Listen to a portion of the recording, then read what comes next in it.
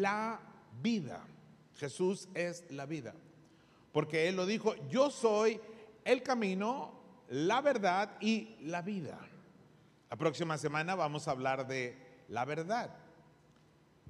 La palabra dimensión es una palabra muy interesante porque nos habla de espacio, nos habla de profundidad, nos habla de un lugar. Es una palabra que se utiliza en las matemáticas también. La dimensión, los alcances, hasta dónde llega la resurrección que nos trae vida a nosotros también. Al estar yo pensando en qué compartir esta mañana, me venían tantas ideas. Por ejemplo, una de las ideas que se me venía, que fue algo que prediqué hace como unos 4 años atrás, era volver a hablarles de las 7 veces que Jesús derramó sangre. ¿Sabías tú que Jesús derramó sangre 7 veces? La primera fue en el Getsemaní, y esa fue la sangre para fortalecer nuestra voluntad. Porque allí, estando en el Getsemaní, dice la Biblia que como gotas de sangre brotaron de su sien y también de su cuerpo. Y Él le dijo al Padre: si es posible, pasa de mí esta copa, pero que no se haga mi voluntad, sino la tuya. Porque hacer la voluntad de Dios es lo que más nos conviene y es lo que conviene al reino y a la obra de Dios.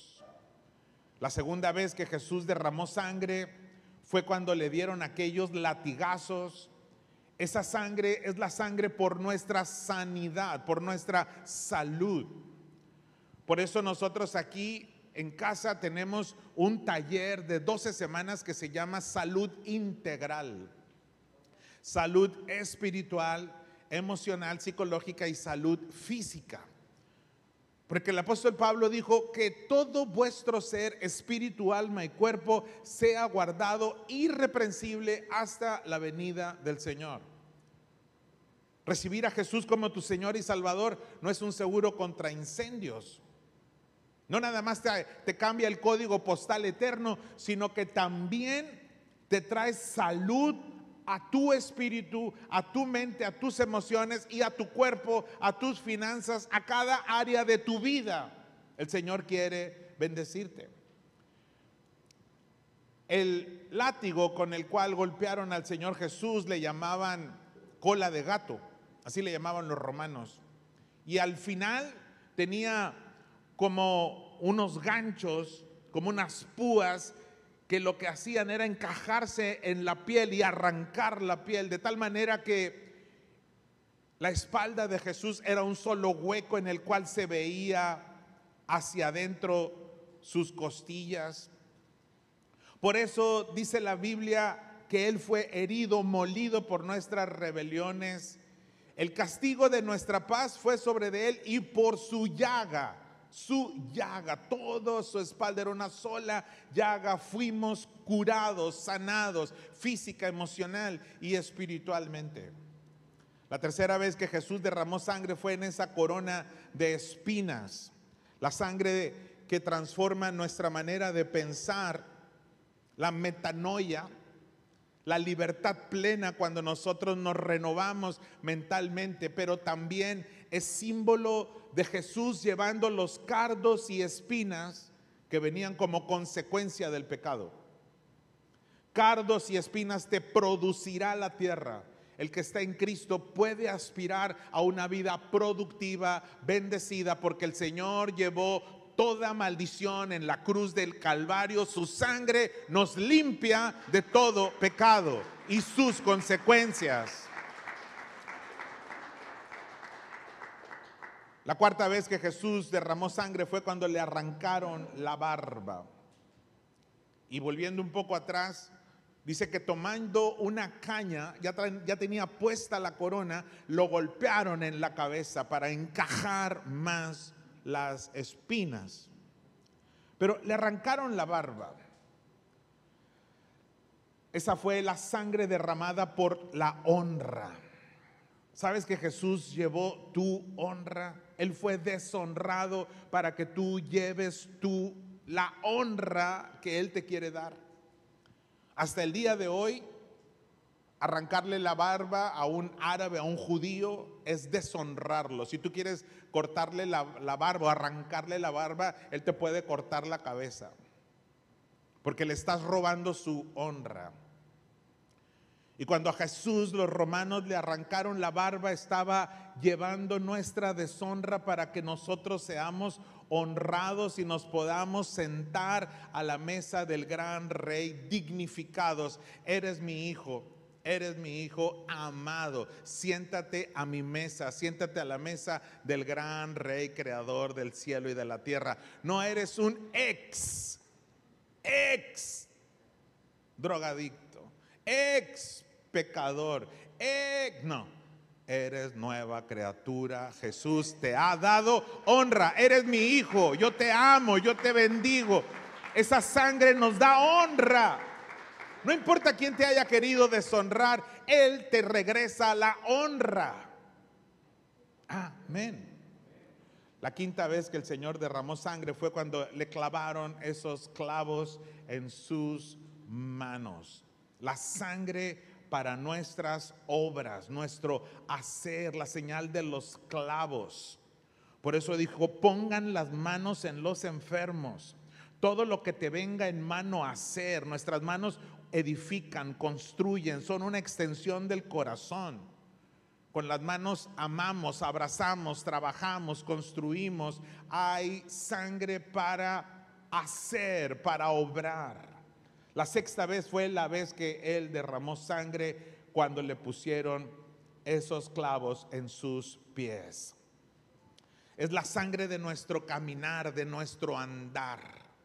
Que tu vida puede ser una vida de un andar bendecido. Por eso dice la Biblia, irá andando y va a sufrir, va a llorar, pero luego va a venir con regocijo trayendo sus gavillas. También dice Efesios que Él nos ha calzado con el apresto del evangelio de la paz. Cuán hermosos son los pies de los que anuncian el evangelio, de los que les dicen a Sión, tu Dios reina, Él te ama, Él te bendice, Él está contigo. Pies benditos, senda conductual bendecida en el nombre de Jesús. ¿Cuánto le dan gloria al Señor? Estos son los alcances de la sangre, las dimensiones de la sangre. Y la séptima vez que Jesús derramó sangre fue en su costado, la lanza que traspasó su costado, acá, su corazón.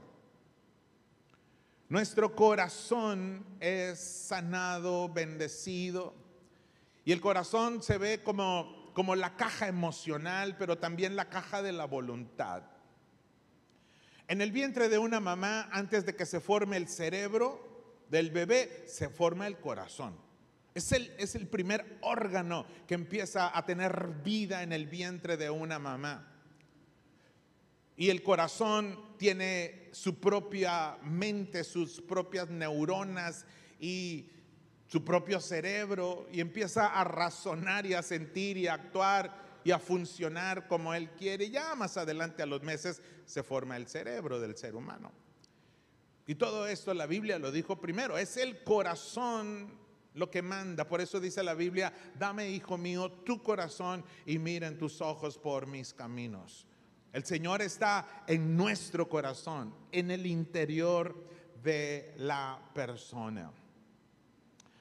También hay otro tema muy interesante sobre las veces que Jesús se apareció vivo, ya resucitado en la tierra.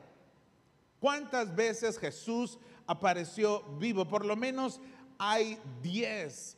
Podríamos rescatar 7 de las principales. La primera persona a la que apareció vivo fue a María Magdalena, la discípula apasionada de Jesús. Jesús no apareció primero a un hombre, apareció primero a una mujer, porque Dios ama a las mujeres al igual que a los hombres. ¿Cuánto le dan gracias a Dios por eso? Que Dios no es misógino ni machista, que Dios ama a todos. María, al verlo, creyó que era el hortelano, creyó que era el que cuidaba el huerto, porque Jesús fue puesto en una tumba nueva, de millonario de José de Arimatea estaba tan bella que tenía su propio jardín. La tumba tenía un huerto y había un encargado de cuidar ese huerto donde estaba esa tumba.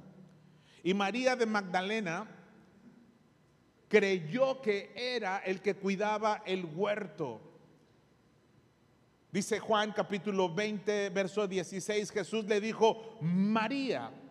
Y volviéndose ella le dijo, Raboni, que quiere decir maestro. Mas ve a mis hermanos y diles, yo subo a mi Padre, vuestro Padre, a mi Dios, a vuestro Dios.